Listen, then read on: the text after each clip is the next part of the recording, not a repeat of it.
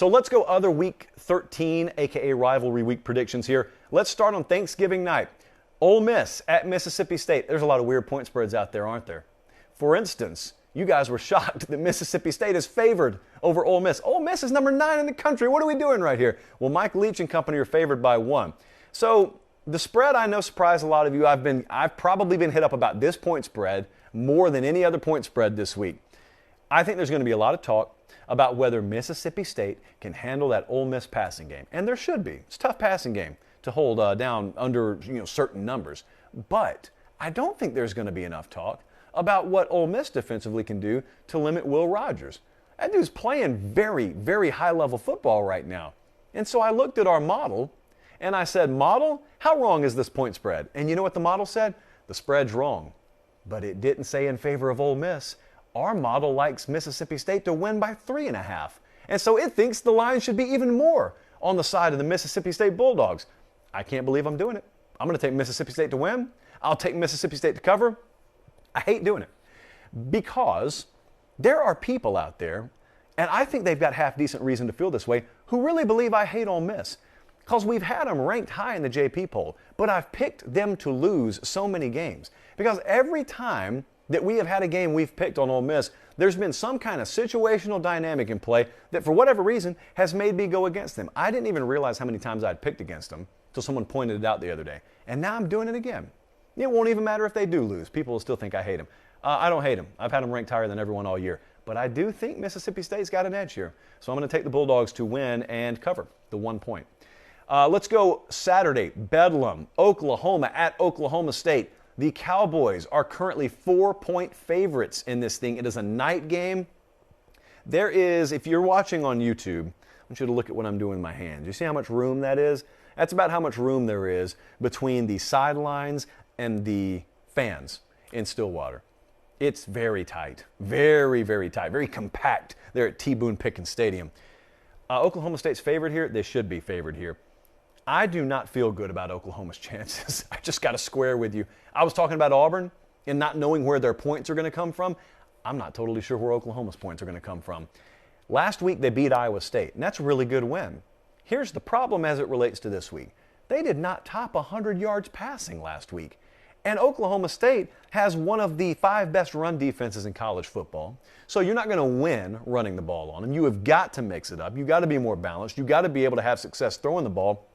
And the problem is, I think Oklahoma is just as likely to turn the ball over if they take to the air too consistently as they are to drive it down the field on Oklahoma State. Now, the good news is Oklahoma State's probably not going to pull away from you. You know, last week they dominated Texas Tech. Well, it was 23-0. When you know that you're not giving up much, you know you don't have to score much. So I think it's going to be that kind of game. But I think in the end, I'm going to take that plus this road environment, which is going to be out of this world. I'm going to take Oklahoma State to win it. I even think Oklahoma State's going to cover. I think our model has them by 6. So our model leans Oklahoma State to cover even at 4. So we will take Cowboys to win, Cowboys to cover, which punches their ticket to the Big 12 championship game to, I believe, face Baylor. Let's move on to another night game on Saturday. Texas A&M, a 6.5-point favorite on the road at LSU. Our model loves A&M. It's one of our best bets. We moved on it early in the week. We got it at 6. So our model has them at 10. Our model has A&M winning by 10.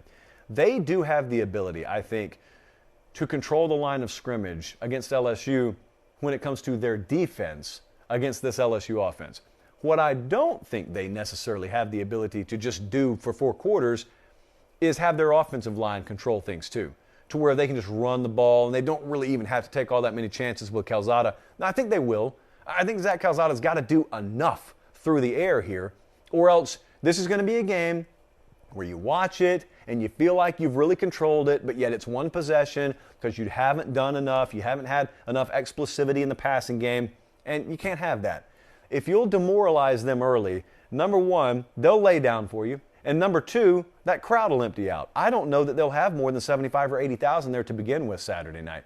There were some embarrassing shots taken the other night of Tiger Stadium. Now, granted, they were playing a local high school, but woo, there weren't a lot of folks there. I mean, the picture I saw, I don't even want to put an over-under on it. There were not a lot of folks there. It was less than a bad spring game. Let me put it that way.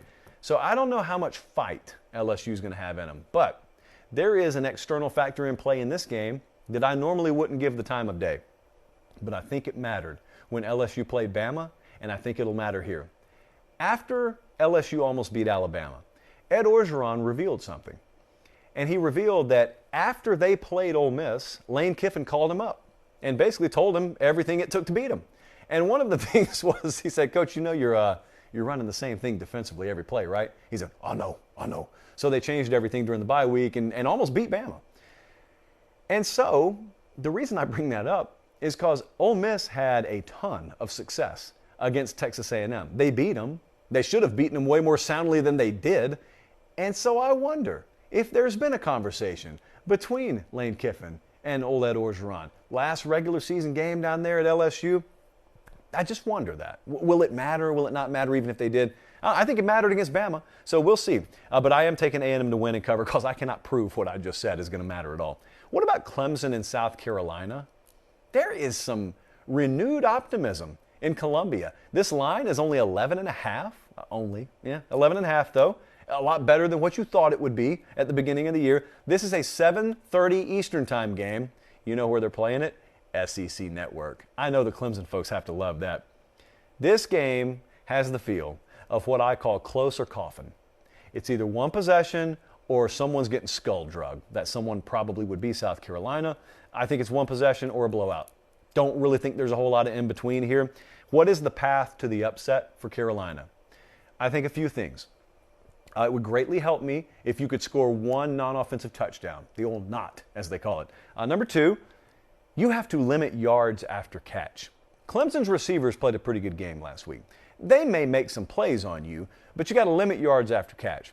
Because the third thing is, you can't be giving that stuff up and also give the run up. And I think Clemson is going to commit to probably running the ball about 70-30 relative to pass here. South Carolina has struggled against the run. That is clearly the best shot Clemson has to not only win this game, but really take a lot of the air out of the game in general. It's going to be tough, I think, for South Carolina to find enough points. They got to hold Clemson. I think the number may be about 5 yards per carry or less, because it's got to be realistic. But it's also, got to be executable. And I think that number, 5 yards per carry, it's going to give Clemson some success, but they're not going to run it all over you for 300 yards like they did last week. Having said that, can't ignore the model. The model likes Clemson by over 2 touchdowns. So I will take Clemson to win. I will take Clemson to cover.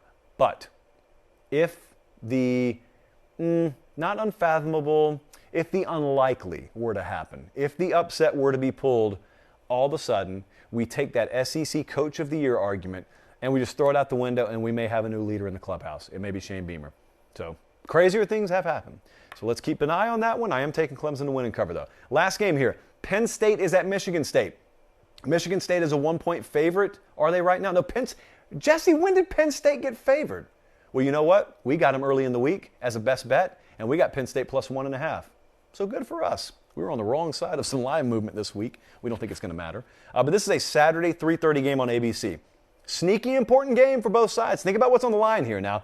Michigan State got drugged last week, and so if they lose this game, those are two of the most bitter tasting pills that could possibly be left in your mouth to end a season. Still a huge overachievement of a season, but if you're 9-3, 10-2 just sounds so much better than 9-3. There's also bowl ramifications here. As for Penn State, you've got 7-5 or 8-4. Those are your two options on how you finish here. Sean Clifford is going to start at quarterback for Penn State. Now, this was met with mixed reaction there amongst the Penn State faithful, and I understand why. I get all that. However, if Sean Clifford's ever going to have a career day, I think he had a good game against Ohio State, but if he's going to rewrite his own record books, given what we saw last week, this is the secondary that he's got to do it against. And so I am going to roll the dice on Sean Clifford one more time. I feel like I've done this a million times. I feel like I'm right at 500. So let's take Penn State to win. The model also likes them to cover, obviously. So we have it as one of our best bets, which we're about to list momentarily. We will take Penn State to win. We will take Penn State to cover and finish 8-4. Still a really good year for Michigan State.